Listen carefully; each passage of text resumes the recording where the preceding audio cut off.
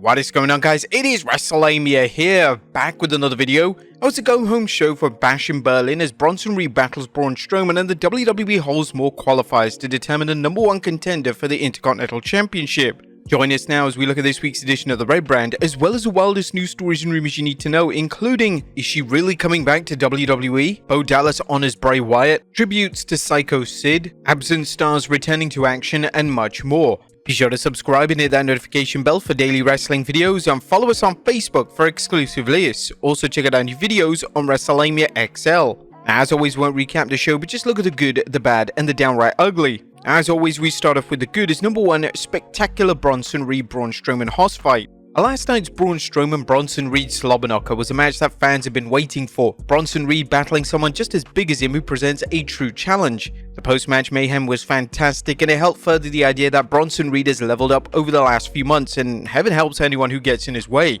Strowman gave Reed a run for his money, but ultimately Big Bronson took everything Strowman could dish out and still had enough gas in the tank to take the monster among monsters out. #2, fantastic go-home episode. Raw featured plenty of hype for Bash in Berlin as the Red Brand mixed matches, interviews, and segments to get the fans amped up for this Saturday's PLE. The WWE's refusal to rely on hype videos for promoting shows was evident as last night's go-home was strong from start to finish. #3, Bronson Reed hasn't forgotten The Miz. It looks like The Miz's Bronson Reed problem isn't going away as Reed warned The Miz he's not done with him just yet. The Miz may want to film another WWE home video presentation after fans saw what happened to Braun Strowman last night. It'll be interesting to see how the A-lister deals with the wrestler who is clearly above his weight class. #4, strong IC contender matches. Now, while we're confident Bron Breakker's Intercontinental Championship reign isn't ending soon, it's still fun to watch some of the WWE's best workers competing to become the #1 contender for Breakker's belt. The WWE has some of the best workers in the company's history.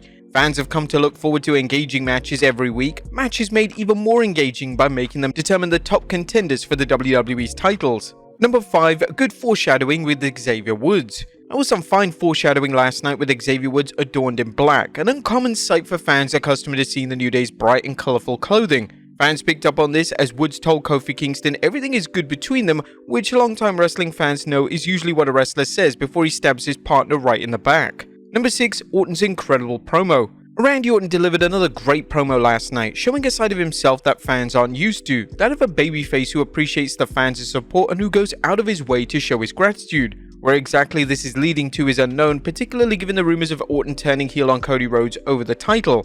Whatever is going on, the promo was solid and reminiscent of when wrestlers had to talk fans into buying tickets to see shows or order pay-per-views. While Orton isn't favored to defeat Gunther for the title, Randy's passionate promo likely convinced fans a title change could be coming.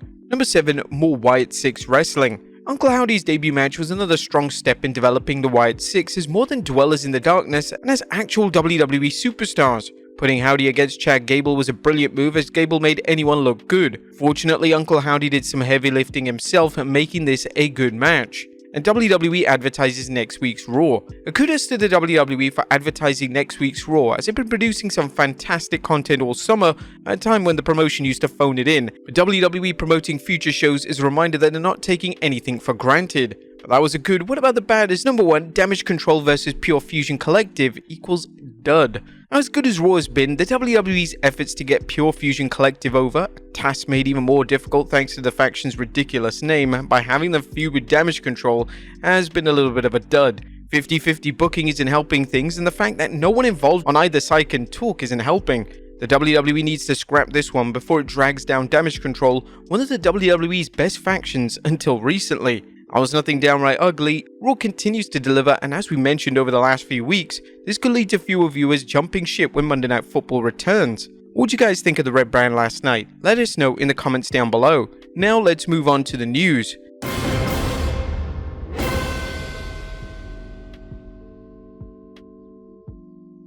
Now first we looked at, oh no, is she really going to return? At top of today's news is Ronda Rousey considering a return to WWE. Rousey, who is currently pregnant, apparently isn't ruling out a return. Post-wrestling reports that Rousey had this to say about an in-ring comeback during a gaming stream. Am I going to come back to WWE? Definitely not full-time like before, but it'd be fun to team up with Shayna Baszler again. I even have our makeup speech written, but who knows? I heard things are a lot better with Triple H. It's just I got a baby to have. Rousey's latest comments may surprise fans who wonder why she would think about returning in light of how much she's criticized the promotion since leaving it in 2023. Rousey seemed very unhappy, and last April she told Good Morning America, "Not unless things drastically change with how things are run there, and so I highly doubt it." Despite her misgivings, Rousey wouldn't be the first wrestler to blast the WWE only to return. Promoters and wrestlers know that there are no such thing as burnt bridges, even if there's enough money to be made. Next up, absent stars returning to action in AEW. Is former TNT champion Miro returning to AEW? Miro last competed at AEW's December 2023 World's End pay-per-view when he defeated Andrade. The big man's absence is nothing new for AEW fans, as his appearance has been made sporadic at best following his run as TNT champion. And now PW Insider's Mike Johnson reports AEW star Miro, aka former WWE star Rusev, is back in the US. Miro was spotted over the weekend in Los Angeles. He had been in Bulgaria for some time. The report added that it's unknown when Miro will return to action. Next up, an update on Keith Lee. Now, Miro isn't the only AEW star missing in action, as Keith Lee has been off AEW TV for some time. Coincidentally, his last match like Miro was at 2023's World Ends pay-per-view. And now Fightful Select Sean Ross Sapp is reporting on where the Limitless One has been. He is sidelined. I heard some ideas mentioned for him, but I don't know that he's healthy.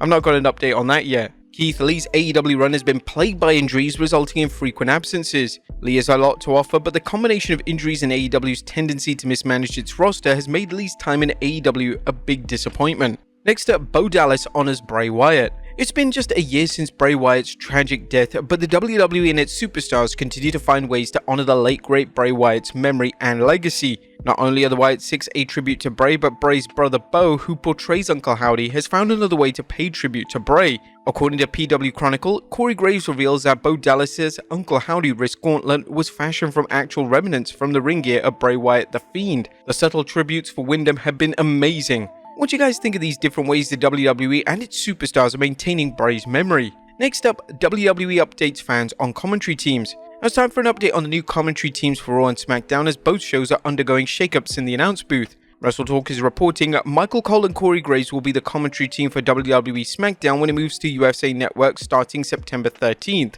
Cole had been calling the action on Raw alongside Pat McAfee, but McAfee is taking time off to cover football for the next few months. Consequently, Joe Tessitore is set to begin his time on commentary with WWE after an already lengthy career on ESPN doing play-by-play for Monday Night Football, College Game Day, and more. Interestingly, the WWE hasn't announced who Tessitore's partner will be. A WrestleNote noted that Wade Barrett, who is providing color commentary on SmackDown, is available and seems to be the likely candidate. A WrestleTalk story also reminded fans that Michael Cole and Pat McAfee will return to Raw when the Red brand moves to Netflix in January of 2025. What do you guys think of these changes, and how do you think Joe will do at calling wrestling, a task some sports broadcasters have discovered is nothing like traditional play-by-play? Next up, CM Punk ramps up his social media game. As CM Punk upped his social media game on Raw, and in case you missed it, Punk attacked McIntyre after hiding under the ring. Punk posted a video on Instagram of himself under the ring as he waited to pounce on McIntyre, another example of how Punk and McIntyre are building up their feud across every social media platform imaginable. And finally, Damian Priest honors Sycho Sid.